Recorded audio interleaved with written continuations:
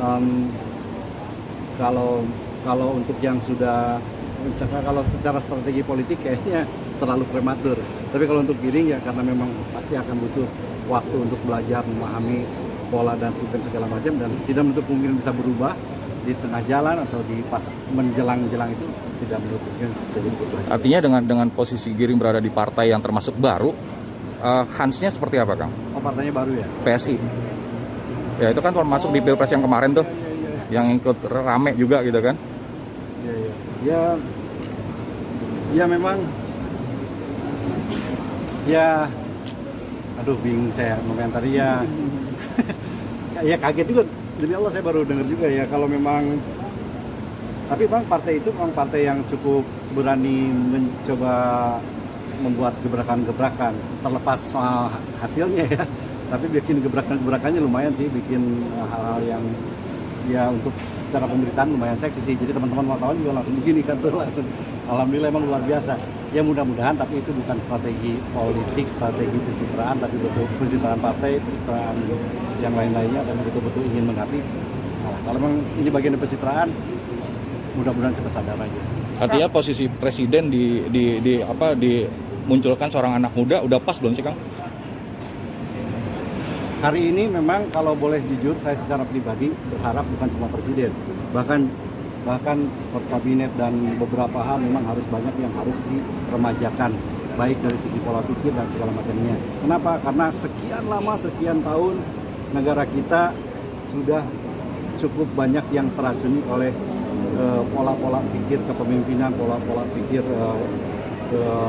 pemikiran jabatan manja yang harus segera dirubah dengan pikiran-pikiran yang lebih cemerlang. Kadang-kadang apa yang disampaikan, bukan kadang-kadang, sering juga ya, memang yang disampaikan oleh teman-teman PSI ini sebetulnya ada representasi dari ungkapan anak-anak muda melihat kondisi hari ini, bahwa kalau kasarnya nih, ini yang tua nih udah nggak tahu diri, udah yang muda aja, kurang lebih kayak begitu. Nah mungkin udah seperti itu. Tapi kalau misalnya yang tua ini nggak mau dibilang seperti itu, maka mudah-mudahan yang sudah menjabat sekarang, ayolah berbenah diri untuk tidak lagi menjadikan sebuah kekuasaan sebagai alat untuk mendiamkan kita dengan cara keras, tapi betul-betul untuk memeluk kita dan bersama-sama untuk membangun negeri ini. Insya Allah akan lebih baik. Tapi kalau misalnya bersikeras dengan gaya-gaya yang kurang elegan, pertanyaan tadi bisa dijawab dengan bahwa ya, kita butuh anak muda untuk memimpin, baik itu tingkat presiden, gubernur, bupati, bahkan jajaran. Kang, mungkin banyak netizen menyarankan Giring kembali ke dunia musik aja, Kang, karena kurang percaya gitu, mungkin kurang kompeten. Saya secara pribadi nggak berani menilai karena saya belum ngobrol banyak sama Giring, walaupun pernah selintas ngobrol. Kalau dulu mungkin saya masih menilai Giring belum siap.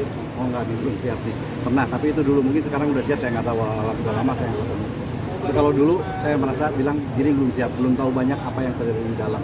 Sekarang ini terlalu banyak orang-orang yang merasa, gua yakin Indonesia akan maju dengan begini, gua yakin daerah ini akan maju dengan begini. Kenapa nggak begini aja pas segala macam? Kenyataannya sulit, Pak. Kenyataannya nggak mudah seperti itu. Bahkan ada seorang pemimpin yang berpikir bahwa menjadi gubernur atau menjadi bupati itu seperti kita memiliki perusahaan. Nggak bisa. Kita nggak boleh mencat kepala dinas kalau nggak ada permasalahan yang betul-betul ini, mindahin tugas segala macam, itu bisa dituntut balik. Nggak seperti di perusahaan, nggak bisa seenaknya. Jadi kadang-kadang mereka tidak tahu hal itu. Kadang-kadang juga ada para calon kepala daerah yang menjadi kepala daerah atau mencalon menjadi kepala daerah hanya karena ingin punya kekuasaan biar bisnisnya lancar, biar bisa parkir seenaknya, biar ini. Jadi nawaitinya udah ngaco semuanya kebanyakan. Nah tahu, mudah-mudahan mungkin Allah sedang memperlihatkan saya dengan orang-orang seperti itu, karena yang datang ke saya, ketemu saya rata-rata begitu pikirannya. Ya sedih lah, tapi mudah-mudahan di luar sana masih banyak yang lebih baik.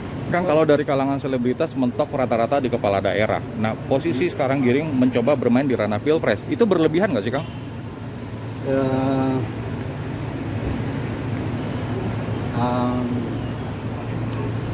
Ya saya ketika saya kaget barusan aja bisa dibilang ya apa ya, bisa dibilang shock, bisa dikategorikan berlebihan kalau misalnya ternyata dia tidak memiliki ilmu sedikit pun, tapi bisa dijadi oke kalau misalnya dia bisa membuktikan pengetahuannya dalam bentuk mungkin nanti diundang oleh televisi mana apa segala macam, mungkin mungkin bisa kita lihat oh iya ternyata memang layak. Kalau hari ini saya belum lihat dia ngomong apa, belum lihat dia ditanya oleh panelis mana apa segala macam, belum teruji. Nah, tapi kalau memang dia betul-betul ingin menjadi lebih siap lagi, mudah-mudahan waktu menuju ke pencalonan nanti dijadikan waktu yang panjang ini menjadi tempat untuk dia lebih belajar, lebih mengenai Indonesia, karena ada di buku kepemimpinan itu. Lebih banyak di alam, di lingkungan, bagaimana dekat dengan masyarakat. Kayak seperti itulah. Sekarang pemimpin kan kebanyakan kena penyakit kursi, duduk di kursi belagu jadi gede begini. Berarti nggak ada di buku kan? Padahal memang kenyataannya banyak kalau kelamaan di kursi dan jalan aja begini. Gitu kan? Makanya konsep kalau zaman saya dulu mimpin, konsepnya saya lesehan duduk. Kenapa? Karena biar sadar bahwa semua pemimpin, apapun profesinya, apapun pangkatnya, semua pasti akan dimakamkan di bawah. Akan bersama rata dengan siapapun juga termasuk dengan rakyat. Pesan supporter kan pengalaman Giri kayak apa kak? Ya, Giri kan ada pengalaman sama sekali loh pengalaman. pengalaman calon. Iya, apapun kata daerah atau apapun belum ada mungkin itu. Ya, kenapa? Belum ada pengalaman mungkin gitu. Iya, apalagi belum ada posisi. Sebetulnya gini,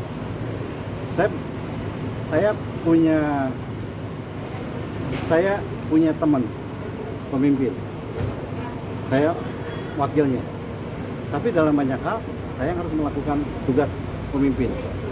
Saya membuat sebuah konsep penanggulangan kemiskinan. Saya membuat beberapa terobosan dan segala macam. Saya mencoba menyatukan orang yang berantem. Saya menyatukan orang yang debat.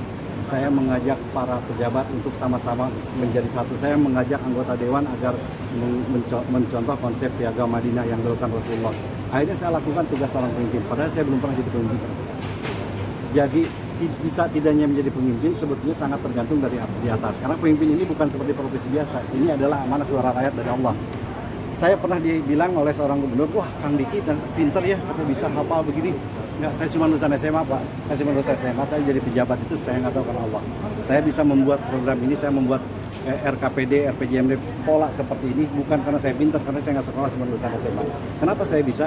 Karena ketika saya meraih atau mengejar jabatan saya ini dengan cara yang insya Allah dengan jalan Allah, dengan jalan yang benar, maka saya yakin saya akan dimudahkan oleh Allah dalam bekerja. Jadi kalau bicara yang tadi, pengalaman pas segala macam akan kalah apabila dia betul-betul menjalankan apa yang dia kejar itu dengan cara yang benar. Hari ini banyak yang celaka karena mungkin jalannya tidak benar. Ada juga yang berhasil ya, mungkin dia kalau bahasa Bangdul Dul Subang ya di tangkayungan juri katanya dibantu sama setan gitu kan. Ya yakinlah pasti akan ada jalan keluar baik kalau menggunakan cara yang baik dan benar. Kalah pun akan terhormat, menang pun akan dibantu oleh Allah dalam setiap masalah yang akan dihadapi. Siap. Terima kasih teman-teman. Terima kasih, Bang. Assalamualaikum.